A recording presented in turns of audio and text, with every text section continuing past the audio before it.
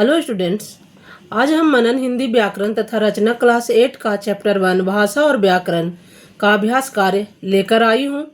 क्योंकि आप लोगों का first unit test very soon start होने वाला है।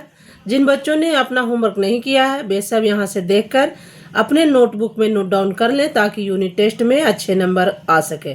तो चलिए स्टूडेंट्स स्टार्ट करते हैं चैप्टर 1 का प्रश्न। चैप्टर 1 में है भाषा और व्याकरण, इसी का हम अभ्यास कार्य करेंगे। प्रश्न पहला, भाषा किसे कहते हैं? उत्तर, मानव मुख से उच्चारित ध्वनियों की वह व्यवस्था जिसके द्वारा मनुष्य अपने भावों और विचारों का आदान प्रदान करता है भाषा कहलाती है।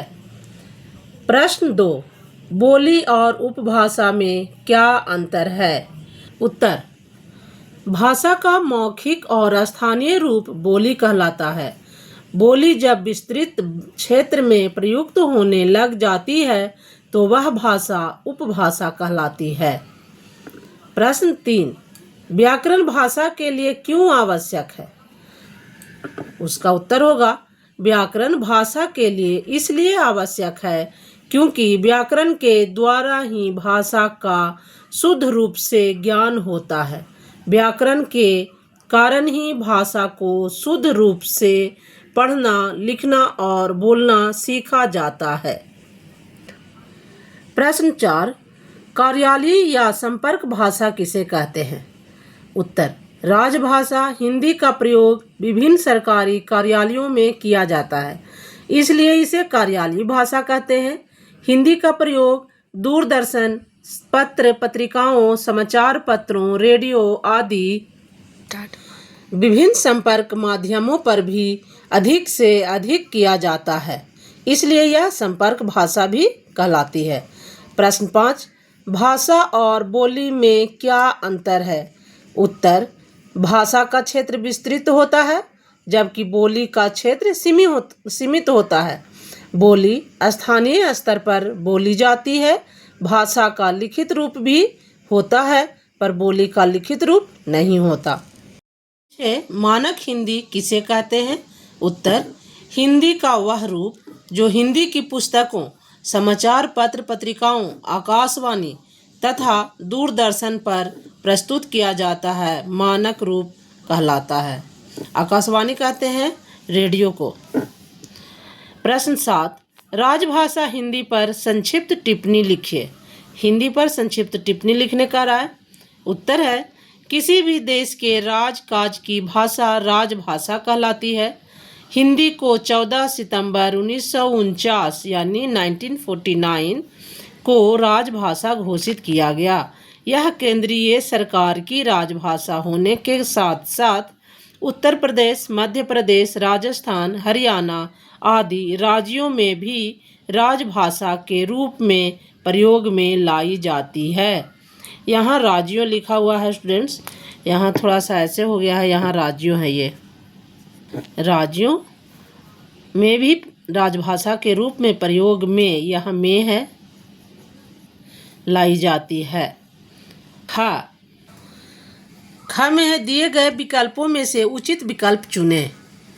विकल्प दिया हुआ है, यहाँ 4 गो विकल्प दिया हुआ है, उसमें से चुनना है। तो पहला क्वेश्चन क्या कर रहा है, बोलचाल की भाषा क्या कहलाती है? तो मैंने यहाँ एक ही बस आंसर लिखा हुआ है जिसमें ये है ख, मौखिक भाषा। बोलचाल की भाषा को क्या कहते हैं? तो मौखिक भाषा कहते हैं।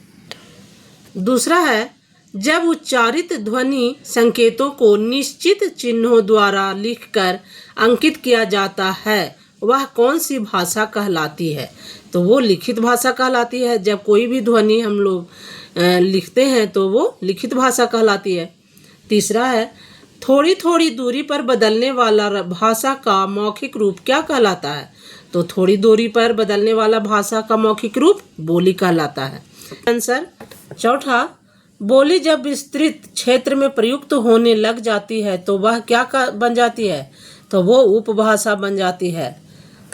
5वां में है, हिंदी को राजभाषा कब घोषित किया गया? तो 14 सितंबर 1949 को घोषित किया गया, यानी का है इसका आंसर। गा में ये प्रश्न है, दी गई भाषाओं के सामने उनकी लिपियां लिखिए। पहला है पंजाबी। पंजाबी का लिपि क्या है? गुरुमुखी।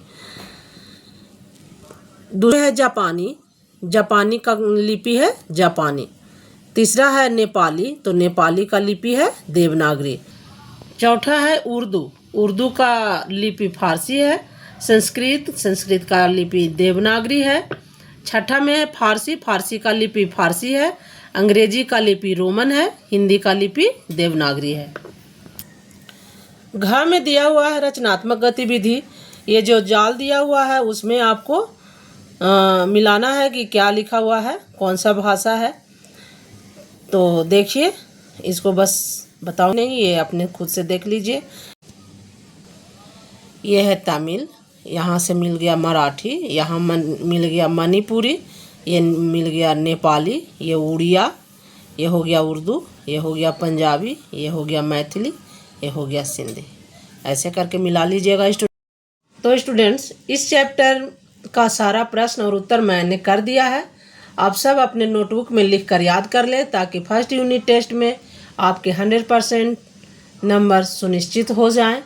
अगर मेरा यह प्रयास आपको अच्छा लग रहा है तो मेरे चैनल को सब्सक्राइब करें, वीडियो को लाइक करें स्टूडेंट्स, जिससे मुझे भी वीडियो बनाने में खुशी मिले।